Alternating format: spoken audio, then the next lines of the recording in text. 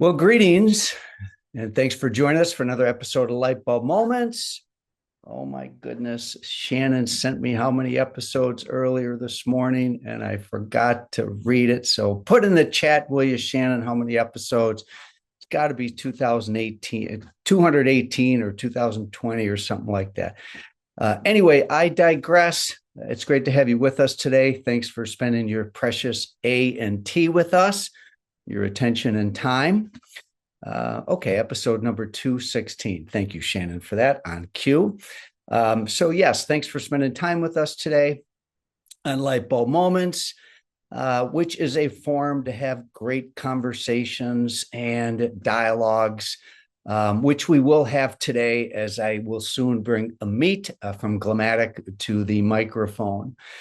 So here we are on April 1st. No April Fool's jokes by me today. All of what we're going to go through today is live, real, and legit. But welcome to the second quarter, as well as welcome to what we refer to as season number 3. I hope your first quarter went well. We soon will be presenting some data from the first quarter. We're super excited about that. Later on this month, we're going to be sharing some data hot off the press related to sales growth or decline, as it may be, from 2 different industry sources. And we're also going to be providing some information on our latest study on profitability. So stay tuned. Later on this month, we'll be introducing a very special, cool publication, which we will get to later on this month. Also, looking at where we are in the calendar, a couple of timestamps for you. Next week, we're starting our national 17% growth challenge, which will go on over the next 90 days. We have a great group of salons across North America that are participating in a challenge with their team members to see what it would look like for them to increase their total sales by 17% and create a new normal. So the 17% challenge we've talked about in recent episodes, I think it's past the deadline to sign up. Someone put that in the chat if that is not the case. But I believe we have over 800 individuals that are participating. The last time we did this, we had 500 individuals participating, and collectively, they increased revenue by almost $10 million from their old normal to the new normal, $9.7 million. It's been many years since we've done a 17% challenge, so we're super excited about that. The other thing that's coming up is, of course, we have our 5th annual Phil conference in Austin, Texas, coming up in under 8 weeks. I think it might be 7 weeks away. And we are starting to release some of our speakers and thought leaders that are involved in this, including Dr. Katie Pritchard. And then we also have an announcement for someone else coming, I believe, this particular week. And stay tuned for more speakers we have coming. Before we get to Ameet and the conversation that we're going to have today, I also wanted to give a shout out to Lightheart Sanders, who has been a great sponsor of this forum, really since the very beginning. Not only have they been a sponsor of this forum, but they also have been a great partner as it relates to our data projects, whether it's compensation data or profitability data. I did want to give a shout out to them. So, all right, let's please welcome to the mic and the camera, Ameet. Ameet, please pronounce your last name. Kallarackal. Thank you for that. How are you today? Doing great. It's good to see you, Tom. You are back from your brief birthday hiatus in Mexico City, I take it? That's right. Yeah, back in New York. I love it. Well, listen, I'm going to do a short bio of you, and I'm going to read it so I get it right. And of course, you can amplify or add or subtract as you choose fit, but this is the bio that we have. Ameet is the co-founder and CEO of Glammatic.com an AI platform that helps salons and spas grow on autopilot. Prior to Glammatic, he co-founded a UX research firm that worked with companies like Airbnb, Venmo, and Google, and was acquired by Harvard. A Forbes 30 under 30 honoree. Didn't know that about you, Ameet. Ameet was recognized for leveraging AI to help thousands of restaurants stay afloat during COVID and is now bringing that same innovation to the beauty industry. All right. Spot on. So I had a realization coming into today's conversation, Ameet. So my you are now my third episode in a row that addresses AI. We had a episode, I believe it would have been 3 episodes with Than, who is who spoke at Serious Business and got into the subject. I think his company is called Asian Efficiency. It was a great episode, 3 episodes ago. Then my last episode was with Ronan, the CEO and founder of Forest. And now here I'm with you. It's a pretty good lineup. I have a tough act to follow, it sounds like. Oh, you belong right in that group, all very smart, forward-thinking individuals. And I thought, am I getting AI fatigue? Is there a such thing as AI fatigue? Are we talking about AI too much, too little? I don't know. This is a fundamental change, not just to the economy, but the way of life going forward. So we can't be in denial of the importance. But it just struck me that here we are on the third episode. And I got a question for you. When I first met you, I think it would have been maybe 2 years ago, and all of our meetings have been delightful. I really, really love working with you. When I read your description, you refer to it as an AI platform. Is that new, or have you always referred to Glammatic as an AI platform? It's a great question. We've always referred to it as automation. Our thesis has always been how do we not just give tools to salons, but how do we do things for salons? But to do it affordably, to do it at scale, it can't be manually done. So, with programming, with software, you can always automate things. It's one of the That's one of the beauties of software. I think the integration of AI as being centrally involved is newer, maybe a year, year and a half that we've been going deep on it. So, yeah, I think automation has always been central to how we think about it because our goal is no effort for the owner, but AI has sort of accelerated the ability to be able to do that at scale and in a personalized way. So I think it's updated a little bit over time. Okay, so it is a slight update and shift of messaging, even though to your point, it's always, automation has really been at the core. And I certainly would validate that in all the conversations that we've had. I was just curious about that. So obviously there's a lot of things we can get into with AI, but really, I think what we're going to really talk about is search, and specifically how search has shifted to AI. And there's a trend into AI from Google search. And you're the expert on this, not me. So let's unpack that a little bit, okay? How is search changing specifically these days?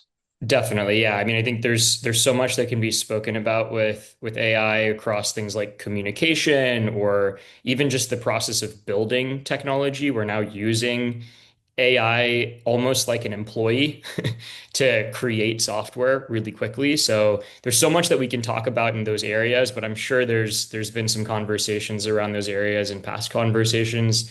I think a really unique perspective that we have, just based on what we offer, is around search and discovery and consumer trends and how those are changing over time. So specifically, we're working with over 500 premium salons, specifically looking at where are consumers finding the salon? How are they deciding which salon to even go into?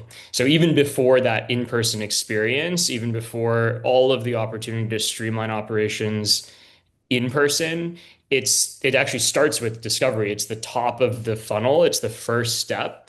And because we've worked with so many salons over the years, we are looking really closely at the data around, yeah, how are people finding these businesses and what's the most important area to spend time and effort. And really, for the last decade plus, the leading way has been Google. It's been the number one way people who are not already familiar with the salon they want to go visit are identifying which business to go to. They're searching for something like salon near me or, best balayage, something around location or services in Google. It could be on Google Maps, it could be on Google Search, same exact algorithm, right?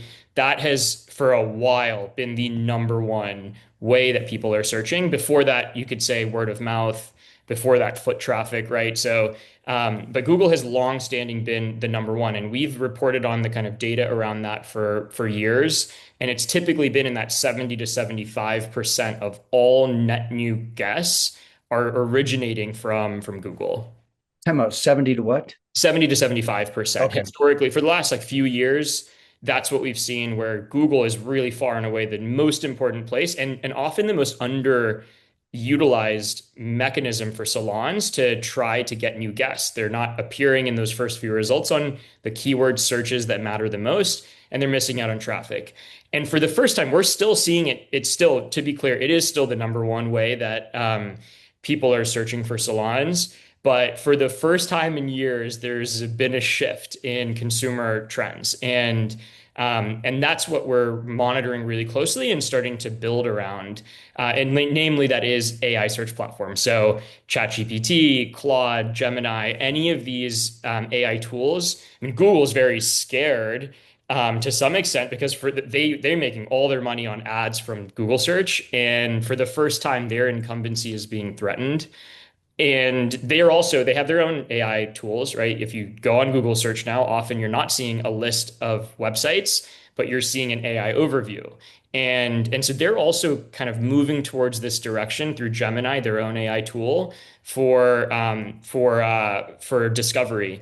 And this is a really high impact piece of information because the nature of the results is fundamentally different on an AI search versus historically what was on a Google search. On a Google search, you're seeing, 10 results per page.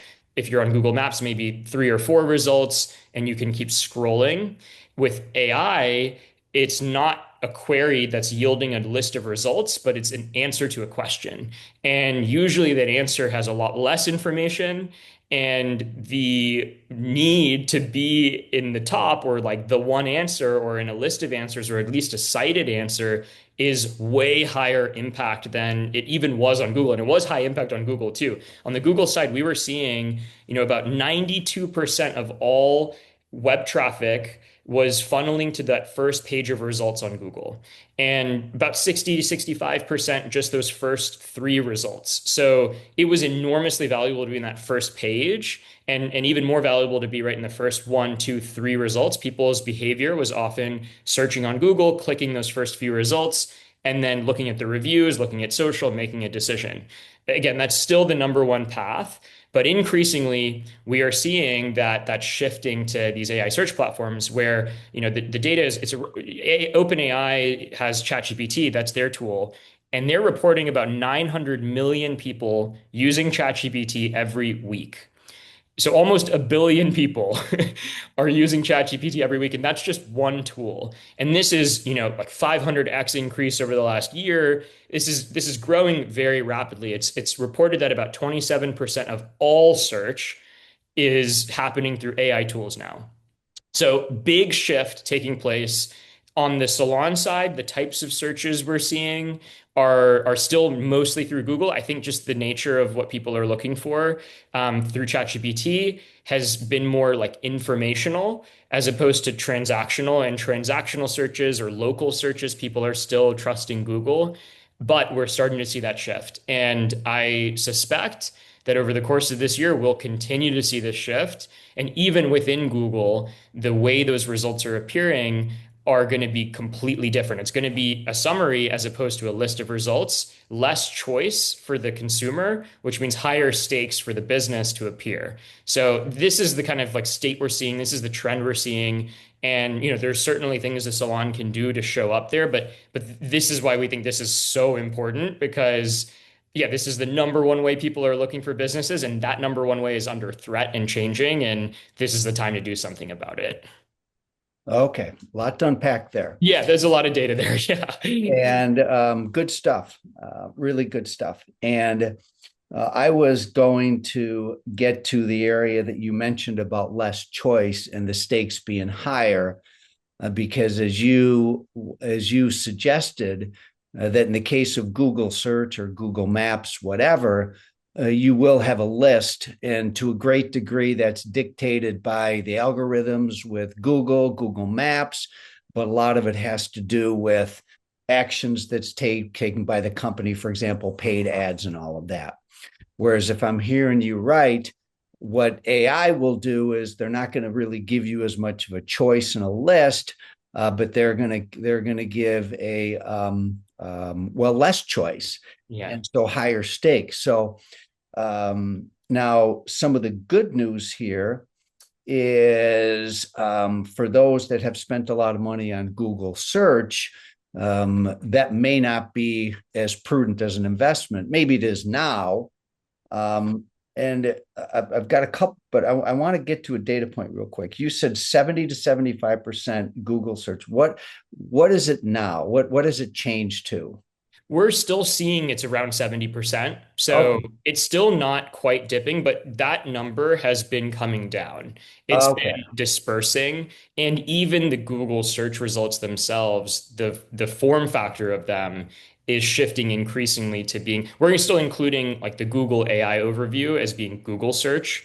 And so, but the form factor of those results is changing. It's no longer for a lot of people, for a lot of searches, it's not a list of results, but you're going to see that AI overview first. And more people are just not going past that when they're making their decision. So if you're a small business, like, so you're 500 premium salons are all, for the most part, they're going to fit an industry profile that we'd call small businesses, in many cases, micro businesses. So how does a small business really get to the point where they're featured in AI? Is it Yeah, this is the golden question, right? If this is where things are going and the trend is happening, like what can you do to actually appear?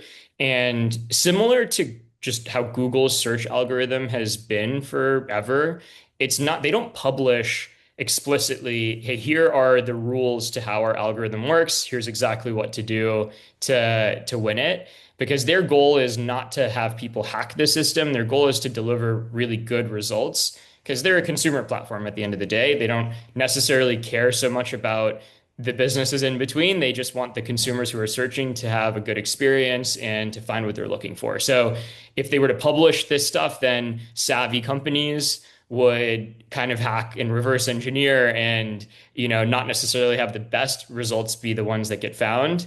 However, you can still sort of identify elements of the algorithm on Google, and it's the same thing with these AI search platforms. It's not the best businesses that are always winning. It's the ones that are playing the game the best that are winning. And usually you have to be both, right? You have to be a really good business and you have to play the game. I think quite frustrating if you feel like you were the best and you're not showing up as the best. And some really small business or like a franchise that is not delivering the same quality is ranking above you. It's like pretty frustrating. But it means you need to do both. If you are running a great business, you're getting good quality reviews, you're getting word of mouth, right? People are having a good experience, and you play the rules of this game, then you really are in the best position to succeed. And that's what we see over and over again with the businesses we work with is there's a lot of low-hanging fruit. They've already done the hard work. And really now it's about playing the rules of the game to appear. And so it's the same concept with these AI search tools. Ultimately, they're consumer platforms, right? ChatGPT is there for the consumer that's searching, and they want to keep people on their platform using it. So they need to deliver good results. And because they're operating at such a big scale, they have to use an algorithm to determine what the results are. And from what we can tell, it's still pretty early, but we've been testing a lot with the platforms. A lot of what they use is similar. Ultimately because they're doing the same type of thing as Google, they're using a lot of the same indicators, right? They have to use indicators. They have to use signals that they're finding online to determine what's a good business, what's a good result to show. And so some of that overlaps, it seems like, with what Google will do. And that's a good thing. If you have invested quite a bit to make sure your SEO and your Google search ranking is doing well, you're already in a better position than someone who wasn't. But there also seem to be additional things that you can do to separate yourself from the pack.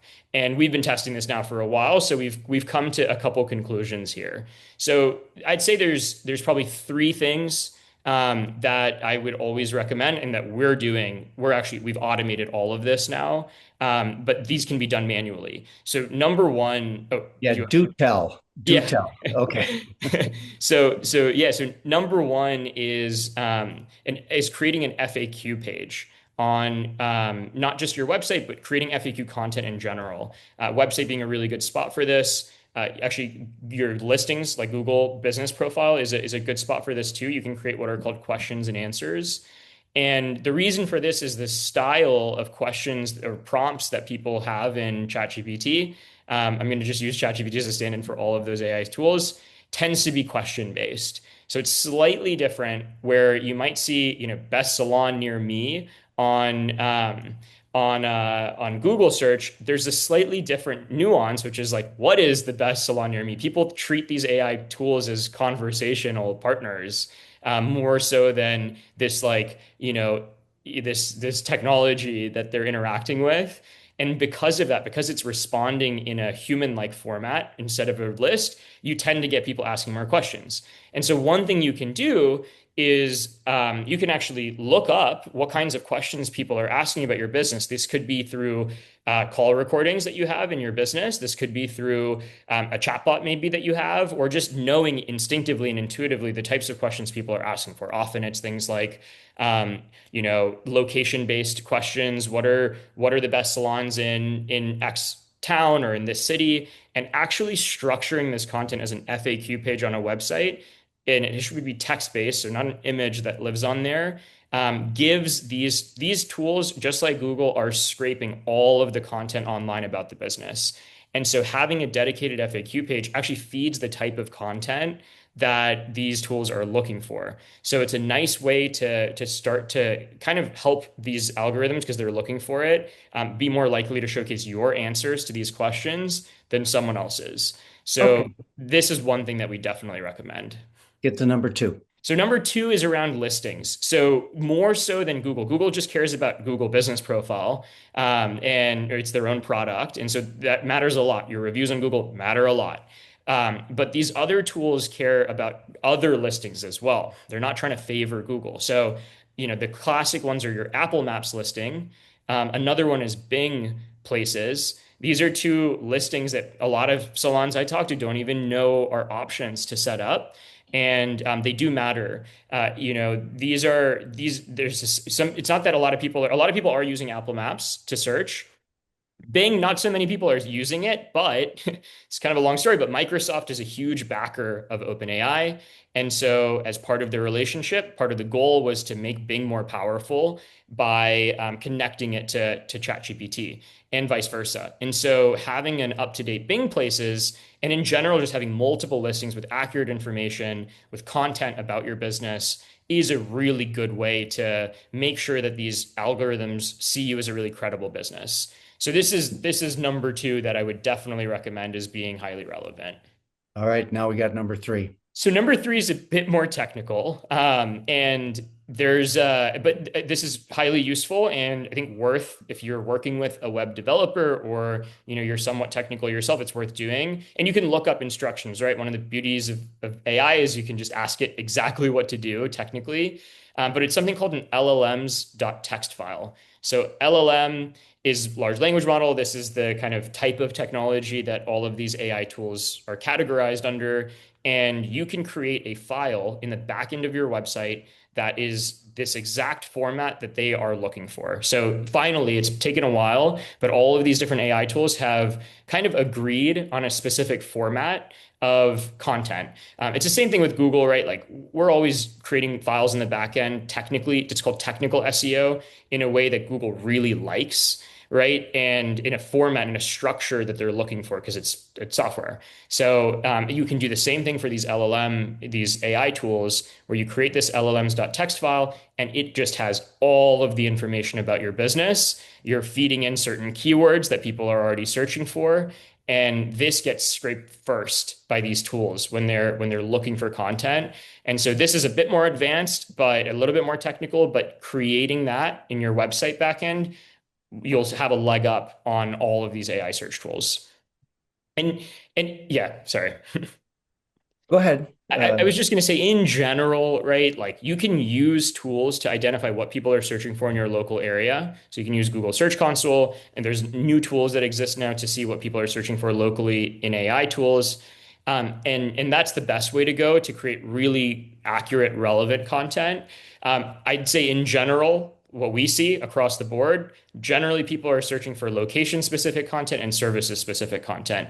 So if you're going to create content for these FAQs, for the LLMs.txt file in your listings, focusing on the types of services that you offer in detail and focusing on the locations that you service, not just where your salon is based, but all of the neighborhoods that you're trying to draw people from, that would be where I would start. Is it fair to say, you're going to laugh at this comment, but is it fair to say that this is a rapidly changing world we're living in? Oh yeah, no Okay. question. Yeah. Yeah. Everybody's like rolling their eyes with that. Let me really, what I'm seeding with that comment is that we've invited you to be part of the fill and a Yes. conversation starter. And that's going to be in 7 weeks. Is it fair to say that in between 7 to 8 weeks, there's going to be something new? Yeah, I wouldn't doubt it. Yeah. All right. So we're going to get to have you be a conversation starter at the Phil during one of our marketing segments. And the other thing that we've invited you to do is, in terms of a data magazine that we've created, we've asked you if you have information available on the first quarter to contribute to the data magazine. So for those of you listening in and want to stay on the cutting edge of this, we do have an opportunity to hear from Ameet and his great team at Glammatic with some other trends. Anyway, that's great. Three things. I got it very clear. So FAQ listings, and then there's the more technical side that deals with large learning models, et cetera. All right, good stuff. All right. You mentioned to me, and let's stay away from industry versus Glammatic clients and just keep this in a industry related conversation. So you mentioned to me that salons are struggling to get clients to the second visit. Mm. And of course, we have some data from many years ago saying that 29% of new clients don't return for a second visit. Now, that information is way dated. When you say salons are struggling for the second visit, could you unpack that a little bit more for us? Yeah, and part of this is anecdotal from the salons that we meet with pretty regularly. So much of our focus has been on getting people there in the first place for that first visit, Yeah. and trusting that once you get people in, then everything else goes smoothly from there. And for the most part, right? Like most people do still come back, but the things that we're hearing and seeing to some extent, because we're the closest kind of data proxy we have is monitoring, because we're tracking the traffic to the website, to the social media, through the phone system. And we can see, is this a repeat customer or is this a net new person? Is it a brand new phone number? Is it a person whose IP address has never been registered on this website, right? And we can see, in it's a little bit hard, to your point, like it's a bit hard to disentangle from just our own clients and the broader industry, but we're driving a lot of new guests through these channels. and we're seeing that total volume of, the repeat, it's shrinking, and it's also taking more time before that same person is coming back through a channel. And so, it's a little bit tricky because I mean, our goal has been to get new guests in. And so if we do a good job, then of course the proportion is going to change. But I do think anecdotally too, there's reinforcement that salons are often seeing it's just taking more time between these appointments at the very least. If not, they're just not seeing that person come back at all. And there's a lot more options out there. Especially younger people prioritizing novelty, trying new things. And so I think there's a lot of kind of just broad world trends, consumer trends that are deeply rooted here. Certainly, there's certain things salons can do to get people back. And I also think there might just be a call to action here to keep focusing on getting new people. Since the same thing has happened to the salon next door. The person who goes there the first time might be a great candidate to come to your salon the next time. And so I think there's two different types of, potential categories of action as a result of that. Web traffic.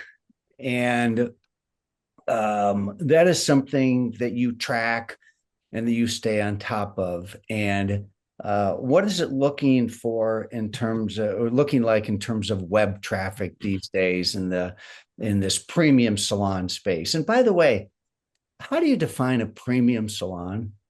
That's a great question. I think it's a great question. I think it's kind of anecdotal. I don't know if we have a definitive, like we don't use a strong definition for it, but generally, I think what we'd categorize as a higher end salon, it's not like a fast haircut and in and out type experience, but it's more of a luxury experience in the salon. It's a premium price point. And I think self-description from the salon would categorize themselves in that category. But I guess we don't really have a firm definition there. Most of the accounts we work with are, one or two or three plus locations. But about 25% are multi-location. And so I think that tends to be the case, usually 8+ service providers in the salon. So that's maybe what we're just seeing organically as being our client base, but we don't really have a strong definition for that. I guess if I'll throw my 2 cents in that, because we live in the same space here, and really, to me, what would be classified as a premium salon, it would have to be by price point. So I think that when we've done community compensation studies, we did separate, especially the chain study we did separate between what we call value priced. And we actually had a price range that we designated for that. So anyway, I digress a little bit there as it relates to premium salons. Where were we before I went on that We segue? were talking about website traffic. What is that looking Yeah, like? thank you. Okay. No, no problem. Yeah, I mean, this is really interesting. At least then this is really focused on our own data. We can't see with precision what people who are not on our platform, what they're seeing. We can see is how our trends have changed over time. We can see the total volume of search that's happening on our end, and we have a really good sense of how that translates to bookings and in salon visits. So for our data, we're seeing our average salon is getting about 1,600 website visitors per month. And this is up over the course of the last year. Our average salon was getting about 1,100 a year ago, about 1,100 website visitors per month.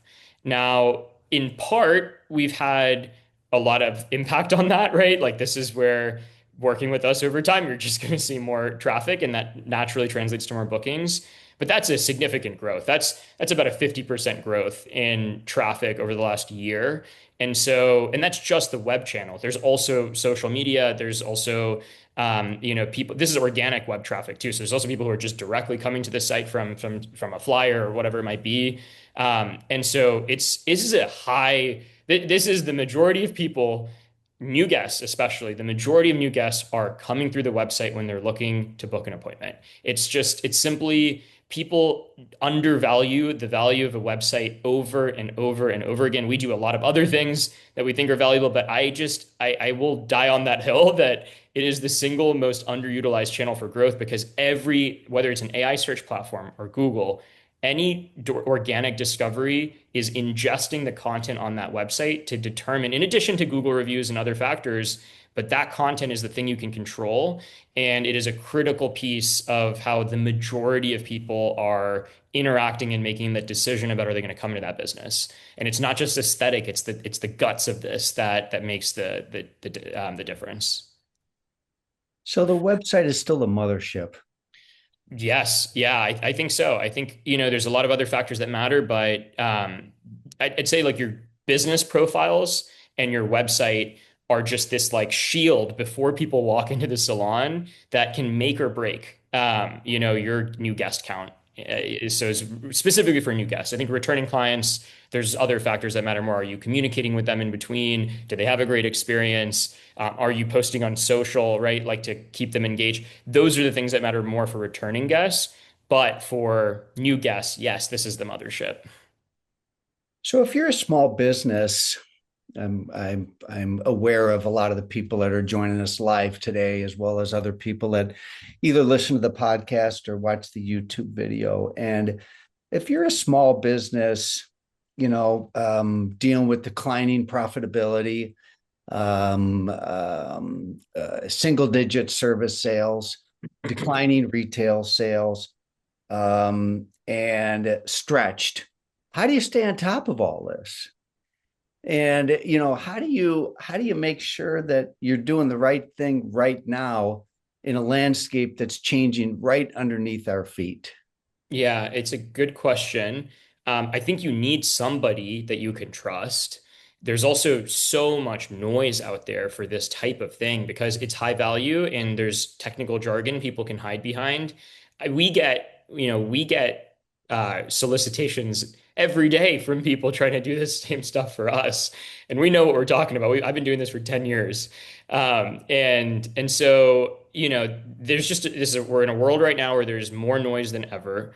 And this stuff does matter, but the noise can make it feel like, and a lot of people have been burned with bad experiences. So it can all make it feel like it's just not worth doing, but it really is worth doing. And I think that means you just need somebody you can trust. And, that could be somebody in-house. That could be you. It could be you trust yourself and you know this stuff really well. You're excited about it. Awesome. It could be somebody in your team who's like really excited about this stuff, has some technical chops, gets the value, and that's great. Or it can be a company like us that lives and breathes this stuff, right? That is exclusively focused in this industry. It depends on the kind of approach that someone needs to pick, but there needs to be somebody that owns this, because it's just too important, especially when you talk about profitability. Like you need new guests to fuel growth. There's always going to be turnover. There will always be turnover. And if you don't have an engine that is giving you new guests all the time, you just need sales. Sales is the engine. And I think we'll get to a world where things like outbound sales for salons is going to start to be possible. We're thinking about that. And so you can do more proactive selling approaches. Historically, the closest thing to that is like handing out flyers, and like talking to people about your salon. I think we're getting to a world where that's going to be able to happen, helped with AI at scale. And that's exciting. That could move the needle. But until then, with most of these things being reactive strategies, people are just searching and you need to be there in front of them. This is the fuel of growth. That and of course, like making sure you're having a great experience in salon. I just think that's implied for the audience here. Um, so yes, I think you need somebody you can trust to focus on this, one way or the other. Well, I've several comments on this. You said that sales is the engine. You need new guests, and you related that to profitability. So, as we all know, we published a study on profitability last year, and we're soon going to publish another one. And we take a very strong position that we've got essentially four different cost and expense drivers. And then we have the revenue driver, and everybody in the organization can and should focus on revenue. Revenue is the engine. So the data does support your theory. I'm super curious into this concept of outbound sales. Hmm. And I've always felt, having someone that has either been part of a company that had a call center or advise companies that were thinking about a call center. They have a call center, they want to keep it, they want to close it, what a booking room is. Truly, I've always felt the value of a call center, a booking room is the outbound opportunity. We're going to Hmm. have to save that for another day. Um, you use the word technical chops, but I'm going to call them AI chops. So essentially, now we've had 3 consecutive episodes on AI. So for our listeners here, this is all about developing your AI chops. And Ameet, I think I can talk to you all day, but I'm also watching the clock here. Do you have any final words that you would like to throw out to our audience? And then I have a question for you that we'll end with that it should be a question I end every episode with, but I don't. But anyway, do you have any final thoughts? I think just to circle back to the, AI search topic we were talking about, this is a moment that very few salons are taking advantage of this just change. And part of it is it's a new change. I think you have to be like willing to bet that the trend of consumers searching with AI tools is going to continue to grow. I have taken that bet. Feel pretty strongly about it. But if you take that bet, then this is a moment where so few businesses are investing in this that it can provide that edge. And I think everybody is always looking for an edge. There's more competition than ever. You need to have some edge against your competition. So I do think this is a really useful moment to test it out, to try it out, to invest in this stuff that worst case is still just going to help you with your Google search. But to me, this is just we're seeing it with our clients. We're seeing more and more of the incoming search coming through ChatGPT. Claude, we break it down very in detail. So I just think if you're looking to have an edge, this is an amazing moment to invest a bit in, and it's not that much, right? Into showing up in AI search. And so that would be just my final thought is like this is an opportunity to get an edge. You used the word this is a moment, and you are right, which is why AI chops and 3 consecutive episodes on AI is part of this forum. So now here's my question for you that none of this is rehearsed, by the way. We do always have a prep session, but this is just a live conversation. So all right, so I'm going to get a little personal with you here, okay? So you had a little birthday hiatus down in Mexico, all right? Yeah. Did you have any light bulb moments?